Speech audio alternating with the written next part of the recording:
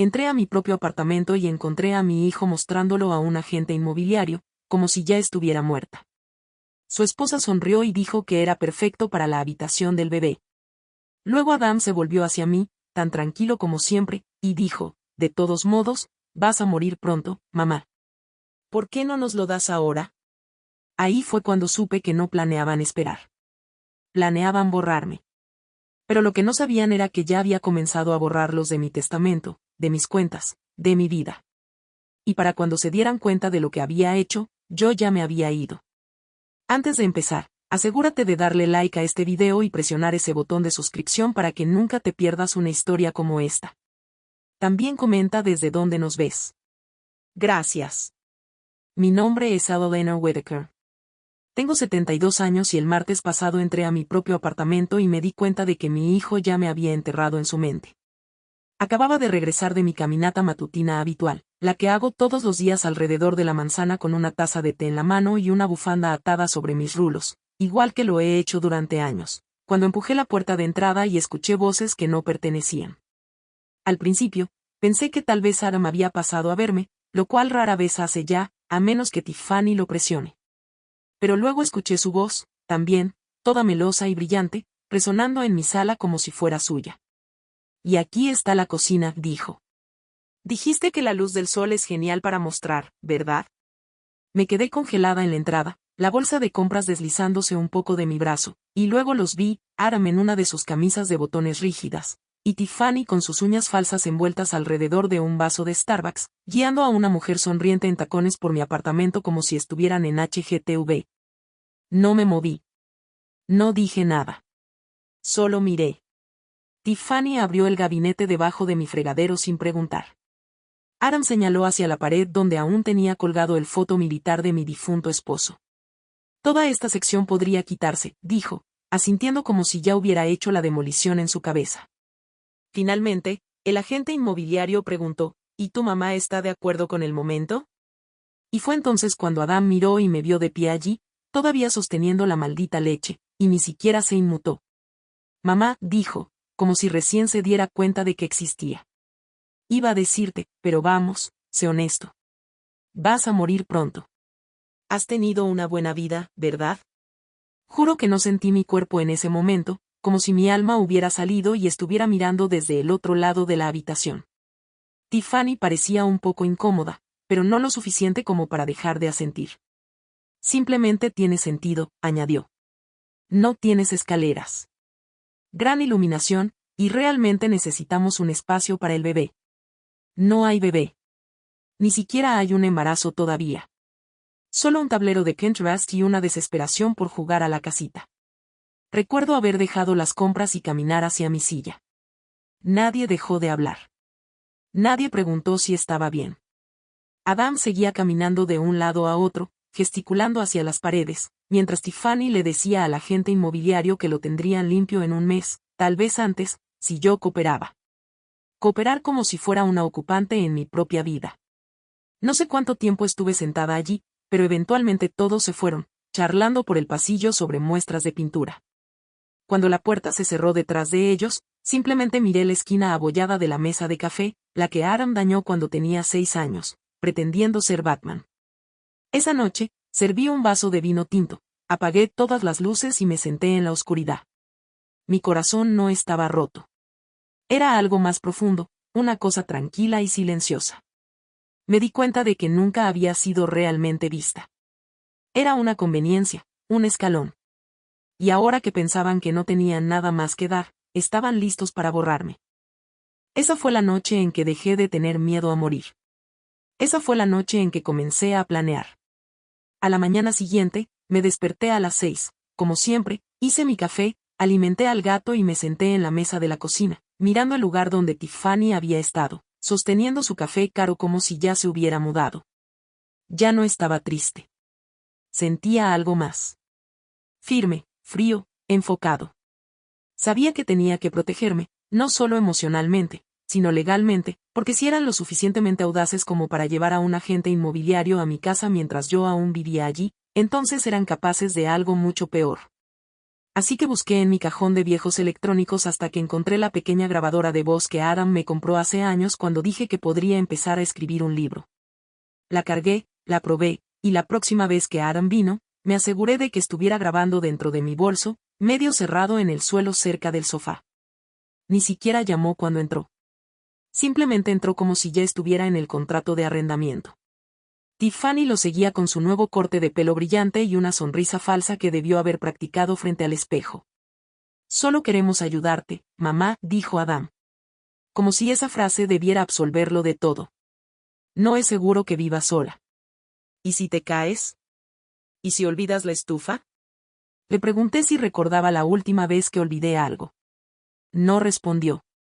En cambio, Tiffany suspiró y sacó su teléfono. Hemos estado investigando sobre residencias asistidas, dijo, desplazándose como si me estuviera reservando un hotel. Solo temporalmente hasta que encontremos opciones de cuidado a largo plazo. Ese fue el momento en que supe que no planeaban esperar a que yo muriera. Estaban planeando meterme en una institución, afirmar que estaba perdiendo la cabeza y llevarse todo mientras aún respiraba. Sonreí educadamente y asentí, les dije que lo pensaría. Luego los acompañé hasta la puerta, los despedí como una dulce anciana que no sabía mejor, y tan pronto como doblaron la esquina, saqué el grabador de mi bolso y lo reproduje. Cada palabra estaba ahí. El tono condescendiente de Tiffany, la falsa preocupación de Aram y todo su plan expuesto como un plano. Me envié el archivo por correo, lo guardé en 2 memorias USB y las escondí en diferentes cajones del apartamento, por si acaso. Ese mismo día, llamé a Margaret. Ella es mi amiga más antigua, la única persona que nunca me ha hecho sentir como un pensamiento secundario. Nos encontramos para tomar té en su casa, y le conté todo. Lo que dijeron, lo que hicieron, cómo actuaron como si yo ya no estuviera. Al principio no dijo mucho, solo seguía bebiendo de su taza y escuchando con esos ojos agudos que siempre ha tenido. Luego metió la mano en su archivador y sacó una tarjeta de presentación. Ayudó a mi hermana cuando sus hijos intentaron hacer lo mismo, dijo. La tarjeta era de un abogado, David Levinson, que se especializa en leyes de ancianos y abuso financiero. Lo llamé al día siguiente, le dije que necesitaba saber exactamente qué podía hacer antes de que alguien intentara llevarse lo que había construido. David no me habló como si fuera una anciana desinformada. Me habló como a una clienta. Me dijo que empezara a documentar todo, que no firmara nada, y lo más importante, que no dejara ver que me estaba preparando para una pelea. Esa noche, guardé el grabador de nuevo en mi bolso, verifiqué 3 veces las cerraduras y comencé una carpeta en mi escritorio llamada compras para que nadie mirara 2 veces si la encontraban. Dentro de esa carpeta, empecé a recopilar pruebas porque si mi propio hijo iba a intentar borrarme, iba a asegurarme de tener recibos. Una semana después de reunirme con David, fui a la oficina del edificio para preguntar sobre renovar mi contrato de arrendamiento anticipadamente, solo para mantener las cosas seguras. Pero en el momento en que entré y dije mi nombre, la asistente de la gerente me dio una pausa extraña. Como si no supiera qué decir. Ya no estás en el contrato, dijo finalmente, hojeando su clipboard como si el papel pudiera explicarlo mejor. Sentí un golpe en el pecho. ¿Qué quieres decir?, pregunté, manteniendo la voz tranquila, aunque podía sentir la sangre corriendo detrás de mis oídos. Ella dudó de nuevo, luego sacó el registro del contrato y me lo mostró. Solo tenía el nombre de Aram. Mi nombre había sido tachado con bolígrafo. Tachado como si fuera una nota que alguien ya no necesitaba. Le dije que tenía que ser un error, y ella asintió nerviosamente, dijo que tendría que hablar con el supervisor del edificio, pero pude ver en sus ojos que esto no era algo nuevo. Caminé a casa despacio, como si mis rodillas hubieran envejecido 20 años en 10 minutos. Cuando llegué a mi apartamento, abrí todos los cajones, todas las carpetas, buscando la última copia del contrato de arrendamiento que firmé, y allí estaba, mi firma, fechada, aún legal. Tomé fotos, la escaneé y se la envié a David de inmediato. Me llamó de vuelta en menos de una hora, con la voz firme, pero más aguda ahora. Esto es fraude, dijo. No pueden sacarte legalmente sin tu consentimiento, especialmente si aún estás pagando el alquiler. Le dije que lo hacía puntualmente cada mes por mi propia cuenta. Entonces tenemos motivos, dijo. Pero no los confrontes aún. Deja que sigan pensando que se saldrán con la suya. Esa noche, no dormí. Solo me quedé allí en la oscuridad, mirando las sombras del pasillo estirarse por el techo, y pensé en cuántas pequeñas maneras Adam probablemente había estado preparando esta toma de control. La falsa preocupación, el interés repentino en mis recetas, el constante chequeo sobre las cuentas. No era amabilidad, era inventario. Me había estado tratando como un negocio en quiebra que estaba esperando liquidar. A la mañana siguiente, revisé mi correo y encontré un folleto metido entre las cuentas de un planificador patrimonial local. Supe de inmediato que no era aleatorio. La empresa era la misma que Tiffany había mencionado durante su última visita, la que trabajaba su primo. Entonces me di cuenta de que probablemente esperaban empujarme hacia una planificación anticipada. No por mi bien, sino para que pudieran controlar cada activo antes de que yo siquiera tuviera un funeral. Tiré el folleto a la basura, luego saqué mi libreta de ahorros de la caja a prueba de fuego debajo de mi cama. Tenía suficiente para moverme si era necesario. No rica, pero había sido inteligente, cuidadosa, silenciosa sobre lo que tenía. Comencé a escribir una lista esa noche. Todo lo que poseía que pudiera venderse rápidamente. Todo con valor de reventa. Todo lo que podrían intentar tocar. Joyería, antigüedades, incluso la colección de monedas de mi difunto esposo escondida detrás de la estantería. No iba a esperar a que ellos lo tomaran. Iba a desaparecer con ello. Y cuando vinieran a buscar mis cosas, no encontrarían nada más que aire y recuerdos que no merecían conservar. Para el final de esa semana, tenía un plan. No perfecto, no pulido, pero lo suficientemente bueno para moverme en silencio mientras ellos seguían pensando que era una anciana olvidadiza que aún usaba un teléfono de tapa y no sabía cómo funcionaba la banca en línea. Lo primero que hice fue revisar mi caja de joyas y separar todo en 3 montones. Cosas que usaba a menudo y que esperaban ver, cosas que podía empeñar sin que nadie se diera cuenta, y piezas sentimentales que nunca vendería, sin importar cuán desesperada estuviera. Luego tomé la segunda pila y conduje 3 pueblos hacia un pequeño y tranquilo empeño que recordaba de hace años, dirigido por una mujer llamada Carla, que una vez me elogió el broche de zafiro en la iglesia. Ella no hizo preguntas, solo evaluó cada artículo con cuidado y me entregó un sobre grueso de efectivo sin parpadear. Salí con solo un recibo y un latido tranquilo que me decía que había cruzado a un nuevo territorio. Después de eso, listé algunos muebles en un sitio privado de reventa bajo un nombre falso. Solo las piezas grandes de las que podía prescindir, como el gabinete de vidrio que Adam siempre decía que estaba pasado de moda, y la lámpara vintage que Tiffany miraba de reojo como si ya estuviera planeando dónde ponerla. Se vendieron rápido, sin preguntas, y programé las recogidas cuando sabía que Adam no estaría de visita. Con cada transacción, me sentía más ligera, como si estuviera despojándome de las capas de sus expectativas. Incluso vendí el piano que nadie había tocado en 20 años, excepto el limpiador. Eso dolió un poco, pero no lo suficiente como para detenerme. Luego empecé a hacer un inventario de mis cuentas bancarias, cerrando 2 de ellas y moviendo todo a una nueva cuenta de alta seguridad. David me ayudó a abrirla bajo un nombre de fideicomiso. Fue un dolor conseguir toda la documentación correcta, pero significaba que Aram no podía encontrarlo, tocarlo o incluso saber que existía, a menos que yo se lo dijera, cosa que nunca haría. También vacié la caja de seguridad. La que estaba en el banco del centro que Aram ni siquiera sabía que tenía. Moví su contenido, bonos antiguos, cartas personales y el reloj de mi esposo a la casa de Margaret en un estuche cerrado. Ella no hizo preguntas, solo me sirvió té y asintió como si hubiera estado esperando que esta versión de mí apareciera. Luego llamé al agente inmobiliario, no al de antes. Esta vez, elegí a una mujer llamada Laya, que trabajaba sola y se especializaba en ventas discretas. Le dije que quería listar el apartamento de manera discreta. Sin casas abiertas, sin letreros, solo ofertas serias. Ella fue eficiente, respetuosa y no parpadeó cuando le dije que quería que se hiciera rápido. Venta limpia, sin acompañamiento, le dije. Quiero irme antes de que alguien se dé cuenta de que me voy. Me miró como si entendiera exactamente de quién estaba escapando. Para fin de mes, el anuncio estaba activo bajo una ID codificada, y las visitas se programaron solo cuando yo estaba fuera por recados o citas. Mantuve a Aram y Tiffany completamente en la oscuridad. Cuando ellos visitaban, me aseguraba de que el lugar se viera igual. Los mismos cojines, las mismas fotos familiares. Texto. Aunque la mayor parte de lo que estaban viendo ahora era una ilusión, los armarios estaban casi vacíos. El closet tenía la mitad de su ropa. Las estanterías estaban llenas de señuelos.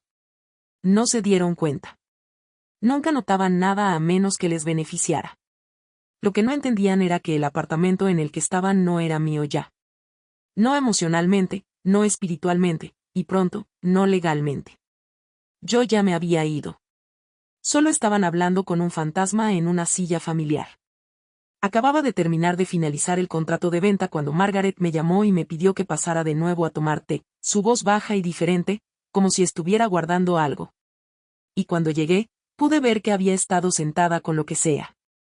Había estado un rato porque ya tenía 2 tazas servidas y un sobre Manila en el centro de la mesa de café, como si nos estuviera mirando. Me senté, sintiendo la comodidad habitual de su sala, la misma manta de ganchillo sobre el reposabrazos, el mismo gato durmiendo en la esquina, pero el aire estaba más pesado de lo habitual, como si estuviéramos a punto de entrar en algo de lo que no podríamos retroceder. Y Margaret no perdió tiempo. Deslizó el sobre hacia mí y dijo, mereces saber todo antes de irte. Eso me golpeó como una bofetada lateral porque aún no le había dicho que me iba. No realmente, no oficialmente, pero supongo que los viejos amigos sienten estas cosas. Abrí el sobre lentamente, medio asustada de lo que había dentro, y saqué un montón de papeles. El primero era un certificado de nacimiento, no el de Adam, sino el de su madre, mi hermana Laya. Y solo ver su nombre hizo que mi garganta se apretara porque no lo había dicho en voz alta en años. No desde el funeral. No desde que enterré cada parte de esa historia para evitar que se derramara en la vida de Adam. Margaret me estaba mirando, en silencio, esperando. No estuviste equivocada al criarlo como si fuera tuyo, dijo finalmente. Pero él merece saberlo, y tú también. Y ahí fue cuando me di cuenta. Adam no sabía. No sabía que Laya era su verdadera madre, que yo solo era la tía que intervino cuando ella no pudo dejar las drogas, que cambió cada pañal y se quedó despierta durante cada fiebre y primer desamor, que mantuvo la mentira viva porque se sentía más seguro que la verdad. No sabía. Y ahora el chico que salvé era el hombre que intentaba enterrarme viva en papeleo y mentiras. No lloré. No me enfadé. Solo me quedé allí mirando el documento, recordando lo pequeño que era cuando lo llevé a casa por primera vez. Como solía aferrarse a mi pierna cuando los extraños se acercaban demasiado. Como solía llamarme mami Ellie antes. Completamente dejó de lado el Ellie. Margaret se inclinó y apoyó su mano sobre la mía. Si vas a alejarte, aléjate con todo, dijo. No más secretos. Ni siquiera de ti misma. Tomé el sobre y lo llevé a casa, escondiéndolo en el mismo cajón donde guardaba mi testamento actualizado. No planeaba decírselo a Adam. No todavía. Quizás nunca. Pero tener la verdad en mis manos hacía que todo fuera más claro. Él nunca había sido realmente mío, no por sangre. Pero lo había amado como si lo fuera, le había dado todo. Y ahora lo estaba viendo subastar mi vida como si fuera solo un mueble viejo que no quería limpiar. Esa noche me senté al borde de mi cama sosteniendo ese sobre y sentí algo asentarse en mi pecho. No era tristeza, no era ira, sino una especie de frialdad definitiva. Ya no estaba luchando solo por mi hogar. Estaba luchando por mi nombre, mi historia, la verdad de lo que había construido y protegido durante décadas. Y sabía sin duda que Adam nunca me volvería a ver. No a menos que yo quisiera. Y para entonces, sería demasiado tarde. Después de guardar el sobre de ADN, dejé de dormir por la noche, no porque tuviera miedo, sino porque mi cerebro no se apagaba. No dejaba de pensar en los peores escenarios, imaginando cada ángulo de cómo Adam y Tiffany podrían intentar acelerar su plan. Y en la tercera noche sin dormir, decidí que necesitaba una prueba más fuerte que palabras en un grabador, algo que no pudieran torcer o negar. Así que compré una cámara espía en línea, disfrazada de lámpara de mesa, y la coloqué en la esquina de mi sala donde pudiera captar todo. Luego esperé, y efectivamente, vinieron de nuevo ese domingo, justo después de la iglesia. Tiffany traía un pastel comprado en la tienda como si lo recordara. Me gustaba el arándano, aunque lo había odiado toda mi vida. Y Aram estaba todo sonrisas, tratando de ganarse mi favor, diciendo cosas como, hemos estado hablando y pensamos que realmente te podría gustar este centro comunitario que encontramos. Y supe de inmediato lo que estaban haciendo, tratando de parecer hijos cariñosos en la cámara, intentando hacer que aceptara algo que luego se usaría en mi contra. Así que sonreí, asentí, jugué a ser la anciana inofensiva y les ofrecí té mientras Tiffany iba al baño. Solo que no fue al baño. En su lugar, se deslizó hacia mi dormitorio. Y lo supe porque el sensor de luz del pasillo se encendió. Y escuché el clic de la puerta de mi botiquín, la que ella no pensaba que chirriaba. Y me senté allí en la mesa con Aram hablando de lugares y actividades inventadas, mientras Tiffany regresaba con esa pequeña sonrisa arrogante como si acabara de plantar una bandera. Y supe que lo que ella hiciera, sería malo. Así que no dije una palabra, solo dejé que terminaran su actuación, les agradecí por el pastel y los acompañé a la salida con una sonrisa que no tocaba mis ojos. Y en el segundo en que esa puerta se cerró, corrí a mi habitación y abrí el armario para encontrar 3 botellas de mi medicación cambiadas por unas caducadas, las etiquetas apenas despegadas, no lo suficiente como para notar a menos que miraras de cerca. Y casi me reí, no porque fuera gracioso, sino porque eran tan obvias, tan seguras de sí mismas. Y fui directo a mi laptop y revisé las grabaciones, cada segundo de ellas, observando el reflejo de Tiffany mientras entraba en mi habitación, rebuscaba, cambiaba las pastillas. Luego se paraba frente al espejo y practicaba una cara preocupada como si estuviera ensayando para una llamada a los servicios de protección de adultos. Y mi estómago se revolvió, no por miedo, sino por rabia, profunda y controlada. Y recorté la grabación, la respaldé 2 veces, luego envié una copia a David con el asunto. Cruzaron la línea. Y me llamó en menos de una hora, su voz calmada pero tensa, diciéndome que ahora estábamos oficialmente en territorio legal, que tenía suficiente para una orden de restricción si la quería. Pero le dije, no, aún no. No hasta que esté lista para hacer el movimiento final, porque ellos todavía pensaban que estaba un paso atrás, y necesitaba que esa ilusión durara un poco más. Esa noche, tomé la cámara de la lámpara y la moví al comedor por si regresaban antes de que se finalizara la venta. Y me quedé en medio de mi apartamento vacío, con paredes desnudas, cajas medio empacadas, muebles desapareciendo pieza por pieza, y me di cuenta de que no me sentía triste, ni siquiera un poco, porque el espacio que querían era solo eso, un espacio, pero la parte que nunca podrían tener, ni siquiera si obtuvieran las llaves, era yo. La parte que recordaba cumpleaños y fiebres nocturnas, que sostenía manos pequeñas y perdonaba berrinches, que sacrificaba juventud y ahorros por el chico que ahora pensaba que era lo suficientemente astuto como para manipular a la mujer que lo crió. Y juré en ese momento que cuando desapareciera, no dejaría ni una sola migaja para que ellos la siguieran. Una vez que la grabación estuvo asegurada y David confirmó que era legalmente suficiente para sostenerse en la corte, pasé a la etapa final de mi plan. El testamento, el verdadero, no la copia desactualizada por la que Aram probablemente había husmeado hace años, pensando que ya había ganado solo porque vio su nombre listado como el único beneficiario, sin saber que estaba a punto de borrar esa versión del futuro por completo. Así que, me reuní con David en su oficina el jueves siguiente, vistiendo mi mejor cardigan y llevando cada documento que habíamos recopilado, incluyendo el video de Tiffany manipulando mi medicación, los archivos de audio de sus visitas de falsa preocupación, los documentos de arrendamiento falsificados, e incluso las fotos de cajones vacíos y pertenencias vendidas para probar que estaban tratando de desmantelar mi vida pieza por pieza mientras pretendían ayudar.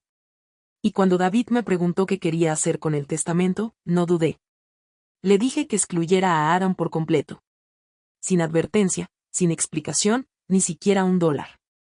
Y en su lugar, establecí un fideicomiso que financiaría un refugio para mujeres en nombre de mi difunta hermana Laya. Porque a pesar de sus demonios, ella seguía siendo la verdadera madre de Adam, y merecía ser recordada por algo más que un certificado de defunción y un ataúd cerrado. Y el resto lo dejé a los lugares que me habían mantenido con los pies en la tierra.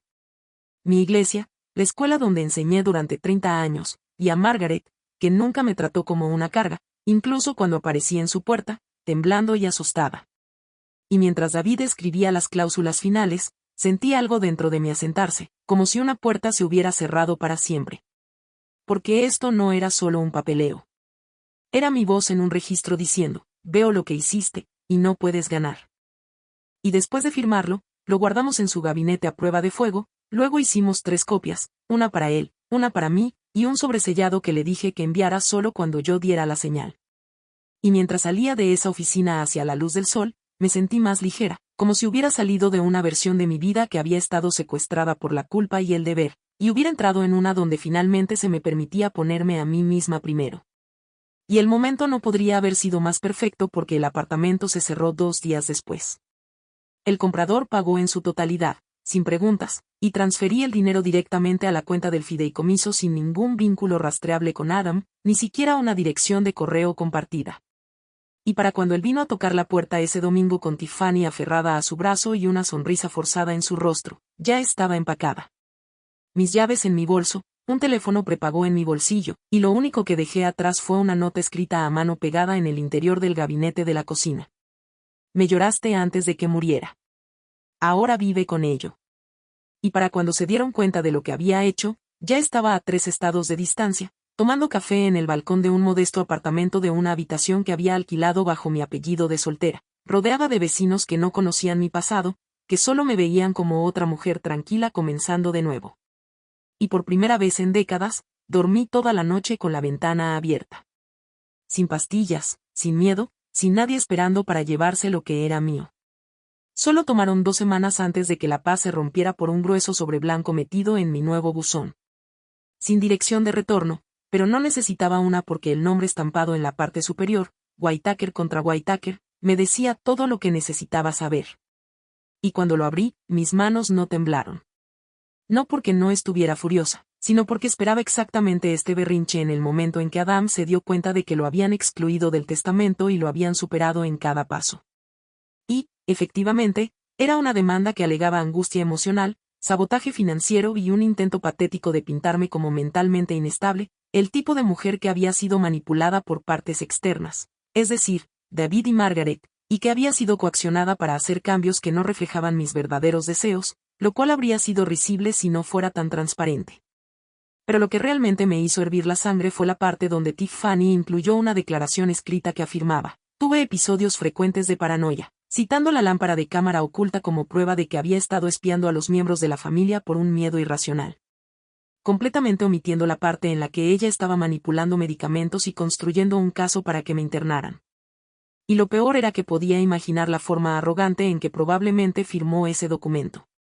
Como si estuviera actuando en un drama de tribunal, ensayando lágrimas falsas y expresiones humildes mientras Aram se sentaba a su lado, pretendiendo ser el hijo desconsolado que solo quería lo mejor para su madre. Y juro que por un momento pude sentir sus voces en mi cabeza, retorciendo todo, tratando de arrastrarme de nuevo al papel de la anciana confundida que podían controlar. Pero no dejé que eso me afectara. Ni por un segundo porque tenía todo. Grabaciones, documentación y a David, que ya había anticipado este movimiento y presentó una contrademanda ese mismo día, alegando abuso de ancianos, fraude y manipulación médica intentada. Y ni siquiera necesitaba testificar porque la evidencia hablaba más fuerte de lo que yo podría hacerlo. Y cuando los servicios de protección de adultos recibieron las grabaciones y nuestras declaraciones juradas, abrieron una investigación tanto sobre Aram como sobre Tiffany por coerción y explotación, lo que significaba que finalmente podía verlos retorcerse legal y financieramente sin mover un solo dedo. Y aunque intentaron darle un giro a la situación con amigos y familiares extendidos como si fuera un malentendido, la verdad se filtró lentamente, pieza por pieza, especialmente después de que David se aseguró de que los clips de video se archivaran públicamente como parte de los documentos del tribunal. Y el verdadero golpe vino cuando Aram intentó impugnar la venta de la propiedad y le informaron que el apartamento había pertenecido legalmente a mí y había sido vendido bajo un fideicomiso registrado. No tenía acceso, ni reclamo, ni siquiera una laguna que explotar. Y me lo imaginé paseando por su cocina sobrecargada de decoración, gritando a Tiffany mientras ella revisaba su teléfono, tratando de encontrar a alguien a quien culpar que no fuera a ellos mismos. Y mientras tanto, yo estaba sentada en mi balcón, bebiendo té helado y observando a los pájaros aterrizar en la barandilla, rodeada de plantas en macetas que elegí sin la opinión de nadie más que la mía, sintiéndome más viva de lo que había estado en años. Porque por primera vez, cada decisión que tomé fue mía, no impulsada por culpa, obligación o alguna versión torcida del amor. Y cuando David llamó para decir que el caso había sido desestimado con prejuicio, lo que significa que no podían volver a presentarlo, le agradecí. Colgué y puse mi disco de jazz favorito lo suficientemente alto como para llenar el apartamento, dejando que la música me envolviera como una celebración. Porque esto no solo se trataba de ganar. Se trataba de recuperar cada parte de mí que habían intentado quitarme y saber que, sin importar cuántos berrinches hicieran, había construido un muro que no podían escalar. Y por una vez, finalmente estaba a salvo al otro lado. El día que Aram apareció en mi nueva dirección, no fue dramático. No hubo gritos, ni golpes, ni policía. Pero en el momento en que abrí la puerta y lo vi allí, cansado de viajar y con ojos vacíos, con las manos metidas profundamente en los bolsillos de una chaqueta que no reconocía. Sabía que esto no era un movimiento de poder. Era desesperación. La última carta de un hombre que finalmente se dio cuenta de que había perdido algo que no podía recuperar. Y por un momento, ninguno de los dos dijo nada. Solo estábamos en esa pequeña entrada donde los extraños normalmente me pasaban de largo sin mirar. Y lo observé, más viejo de alguna manera, como si el peso de todo hubiera comenzado a hundirse. Y luego habló suave, como el chico que recordaba de hace 1000 vidas, y dijo: «Mamá, lo siento». Y esas 3 palabras golpearon más fuerte que toda la traición porque llegaron demasiado tarde, años demasiado tarde, después de que todo ya se había hecho añicos y se había barrido. Y no me moví, no abrí la puerta más, solo lo miré y esperé porque cualquier disculpa que tuviera no iba a arreglar lo que había hecho. Y parecía saberlo porque no pidió entrar. No mencionó la demanda, ni el dinero, ni a Tiffany. Solo se quedó allí y me dijo que había cometido un error. Que se había perdido en la idea de control. Que pensó que estaba haciendo lo correcto hasta que vio todo desmoronarse y se dio cuenta de que yo no estaba perdiendo nada. Él sí. Y quería creerle. Quería. Porque la parte madre de mí todavía vivía en algún lugar de mi pecho. Silenciosa pero no muerta. Pero la mujer que intentó borrar había encontrado finalmente su columna vertebral. Y no iba a ceder solo porque él recordara cómo llorar. Así que lo dejé hablar. Lo dejé decir cómo extrañaba los desayunos del domingo. Cómo encontró una de mis viejas bufandas en un cajón y todavía olía a mi perfume. Cómo había estado revisando el sitio web del fideicomiso cada semana solo para ver si mi nombre seguía allí. Si todavía estaba viva. Y cuando finalmente se detuvo, le hice la única pregunta que importaba. ¿Te arrepientes de lo que hiciste? ¿O solo te arrepientes de perder? Y él no respondió de inmediato. Solo miró al suelo como si tal vez la verdad fuera demasiado fea para decirla en voz alta. Y asentí porque esa era mi respuesta. Y le dije suavemente, sin enojo, pero sin dulzura. Me lloraste antes de morir, Aram. Solo estoy honrando tu deseo. Y luego di un paso atrás y cerré la puerta. No la cerré de golpe. No se la cerré en la cara. Solo la cerré como el final de un libro. Había terminado de leer una historia que se había alargado demasiado. Y mientras me daba la vuelta y caminaba de regreso a mi silla junto a la ventana, la que tenía la manta que crocheté el invierno pasado, sentí la sensación más extraña inundarme. No porque no doliera, sino porque finalmente sabía que la parte de mí que había esperado que él despertara ya no esperaba más. Y durante el resto de ese día, no volví a repetir la conversación ni imaginé un final diferente. Solo doblé la ropa, hice sopa y dejé que el silencio se asentara a mi alrededor como un amigo en el que finalmente volví a confiar. Después de que Aram se alejó y cerré esa puerta, las cosas no cambiaron de la noche a la mañana. Pero el silencio se sentía diferente, más mío, más asentado, y volví a vivir día a día sin mirar por encima del hombro ni revisar la cámara del pasillo 2 veces antes de hacer café. Y ese tipo de paz, incluso cuando es tranquila, es ruidosa a su manera. El apartamento era pequeño pero brillante, y la gente en esta comunidad era del tipo que te traía sopa cuando tenías un resfriado y dejaba tomates extra de su jardín en tu puerta sin una nota. Y por primera vez en años, no estaba definida por quién solía ser o por lo que me habían quitado. Solo era llanero o elle, dependiendo de quién llamara.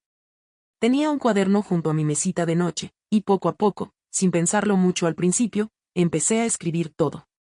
No porque quisiera venganza y no porque pensara que a alguien le importaría, sino porque si esto me había pasado a mí, probablemente también le había pasado a otra persona.